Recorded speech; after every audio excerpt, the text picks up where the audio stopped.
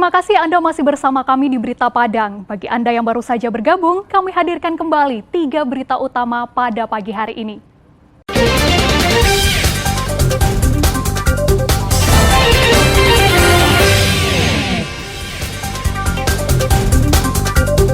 Tim Disaster Victim Identification Polda Sumatera Barat memastikan jika jenazah terakhir korban erupsi Gunung Merapi adalah Siska Alvina. 23 pendaki tewas hingga banjir akibat tanggul yang baru dibangun pemerintah jebol. Kami sampaikan dalam Padang Sepekan.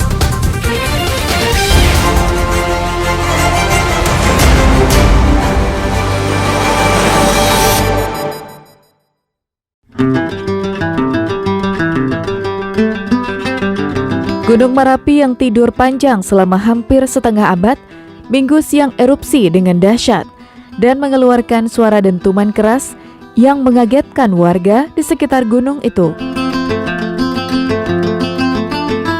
Erupsi itu memuntahkan abu vulkanik yang menjulang setinggi 3.000 meter dari permukaan kawah.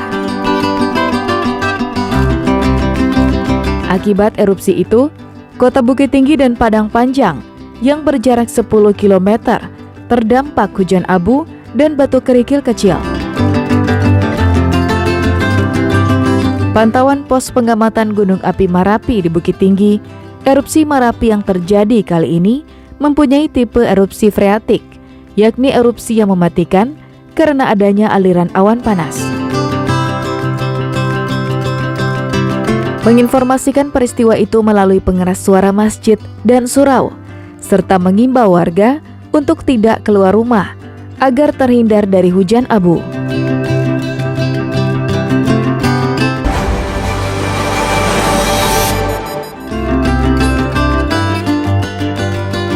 Evakuasi korban Merapi tak berjalan mulus. Petugas terhalang dengan kondisi gunung yang kerap erupsi. Data dari pos pendakian yang dikelola BKSDA Sumbar, 75 orang terdaftar mendaki Gunung Merapi. 52 pendaki telah turun dengan selamat dan 23 lainnya masih berada di Merapi saat gunung itu erupsi. Ratusan relawan dari berbagai unsur berjibaku mengevakuasi korban tewas dari daerah Cadas Merapi. Namun upaya itu tak berjalan mulus karena tim SAR harus berlindung di lokasi yang aman dari abu vulkanik dan awan panas.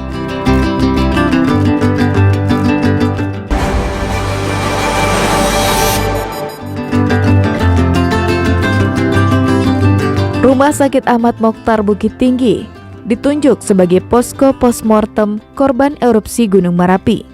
Semua jenazah pendaki yang ditemukan akan dikirim ke RSAM ini untuk memastikan identitasnya.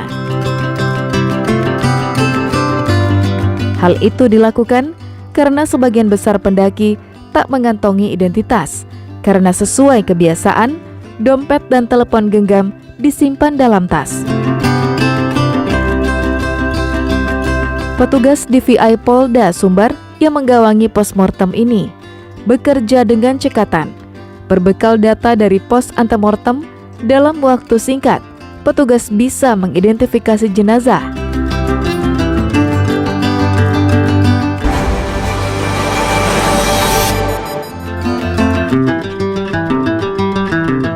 Novita Intansari dan anaknya, Wahlul Aldi Putra, merupakan 2 korban tewas dari 23 pendaki yang menjadi korban erupsi Merapi.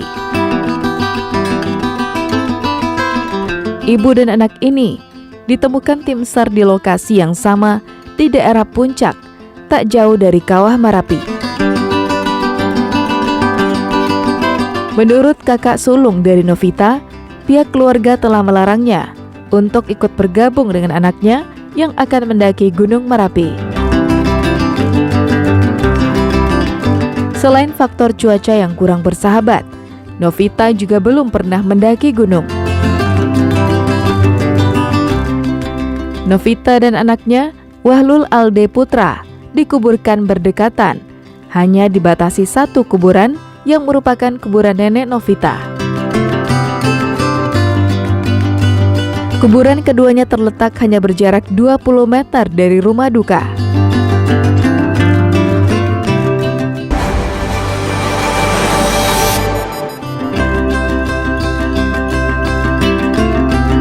Hujan deras yang melanda Kecamatan 5 Kota Kampung Dalam mengakibatkan air menggenangi komplek perumahan di Kenagarian Sikucur. Warga juga memindahkan barang-barang dalam rumah mereka, seperti baju-baju dan peralatan elektronika ke tempat yang tinggi agar tidak terendam banjir. Menurut Wali Nagari Sikucur, Asrul Khairi, banjir selain diakibatkan hujan deras, juga diakibatkan jebolnya tanggul Sungai Batang Dareh. Tanggul ini baru dibangun oleh pemerintah Kabupaten Padang Pariaman. Warga diharapkan untuk terus waspada karena diperkirakan masih tingginya intensitas hujan beberapa hari ke depan.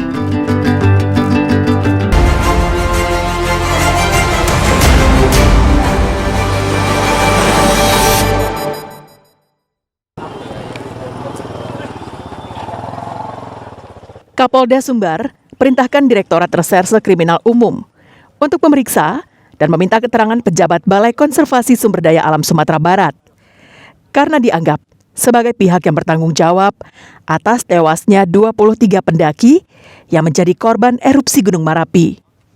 Kabid Humas Polda Sumatera Barat, Kombes Dwi Sulistyawan mengatakan, setelah ditutupnya operasi pencarian korban erupsi Marapi, Polda Sumbar akan fokus untuk meminta keterangan pejabat BKSDA.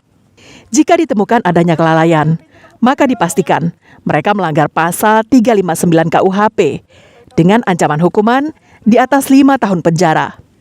Petaka ini terjadi akibat BKSDA membuka Taman Wisata Alam Marapi pada Juli 2023 lalu. Acara peluncurannya dilakukan oleh Wakil Gubernur Sumatera Barat, Audi Joinaldi, dan dihadiri Bupati Agam dan Bupati Tanah Datar. Tanggung jawab di sini adalah BKSDA, ya, sehingga Bapak Kapolda memerintahkan Dirkrim untuk segera minta keterangan kepada pihak BKSDA. Dikenakan pasal 359 KUHP, ya. Jadi barang siapa karena kelalaian mengakibatkan orang meninggal dunia, ancaman hukumannya lebih dari 5 tahun. Lebih dari 12 tahun lalu, Pusat Vulkanologi Mitigasi Bencana Geologi telah menetapkan status Marapi berada pada level 2 atau waspada, yang salah satu konsekuensinya adalah warga dan wisatawan dilarang berada dalam radius 3 km dari kawah Marapi. Sejak penetapan status itu pada Agustus 2011 hingga kini belum dicabut. Robiham melaporkan dari Padang.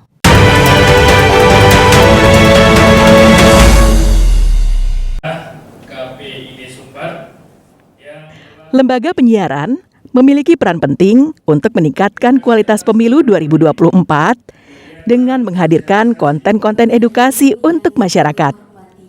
Hal itu diutarakan Sekretaris Daerah Provinsi Sumatera Barat ketika membuka kegiatan sosialisasi penyiaran yang berintegritas dan pemilu berkualitas di Padang hari Selasa. Pemilu dan penyiaran mempunyai muara yang sama, yaitu kepentingan publik. Dalam prosesnya, lembaga penyiaran bisa memberikan informasi yang utuh dan proporsional tentang pemilu melalui penyiaran. Pada kesempatan itu juga ditandatangani kesepakatan bersama berupa deklarasi untuk mewujudkan penyiaran yang berintegritas dan pemilu yang berkualitas. Para peserta sosialisasi adalah perwakilan lembaga penyiaran radio dan televisi di Sumatera Barat. Salah seorang peserta menilai aturan penyiaran masih terlalu kaku. Seharusnya ada penjelasan detail tentang materi konten yang dilarang terkait pemilu untuk radio dan televisi. Rigid, kaku. Nah, tentu harus ada misalnya pengklasifikasian. Untuk media online seperti ini, untuk televisi seperti ini, untuk radio seperti ini. Dia tidak boleh disamaratakan begitu saja. Apalagi radio daerah, televisi nasional, itu tentu berbeda. Porsi-porsi kuenya juga berbeda. Tingkat kecerdasan masyarakatnya tentu juga berbeda.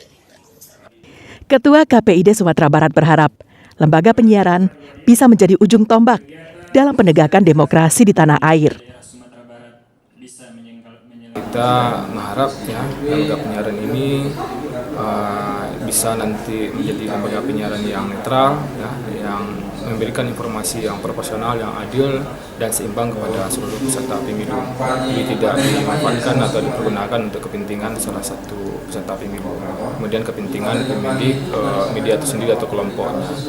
Kemudian tentunya juga lembaga penyiaran ini kita mendorong ya menjadi salah satu instrumen memperkuat demokrasi.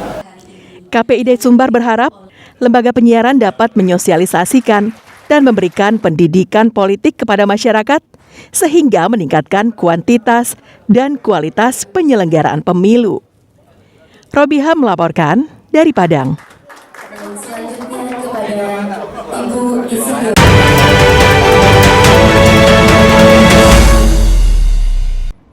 Saudara, informasi tadi sekaligus menutup berita Padang pagi ini. Saya Frin Meriana beserta tim redaksi yang bertugas mengucapkan terima kasih. Sampai jumpa.